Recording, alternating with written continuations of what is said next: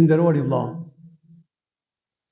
nëse njeriu arrin që ta frenojë nefsin e tij, atëherë Allahu xhaleshanu i jep qetësi në zemrën e tij, i ashton durimin, i ashton sinqeritetin dhe afron me Zotin xhaleshanu. A ka kënaqësi më të madhe se sa të jesh afër mëshirës së Allahu xhaleshanu? Jo. Nefsi bën përpjekje që njeriu t'i shtijë adhurimet për më vonë.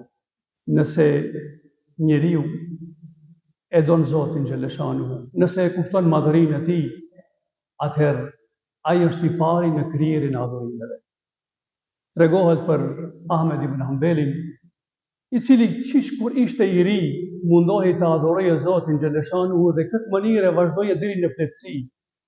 E shifshin shpesh duke falur namaznatë dhe i thoshin: "O Ahmed, ushto pak o vëlla, edhe në pleqëri po adhuron Zotin xhaleshanu, jep i zezë trupit tënd." E thoshte: "E mundoj veten time që në ditën e Kiametit Allahu xhaleshanu të më përgëzoje me të mirat e tij, respektivisht me xhennetin e lartë."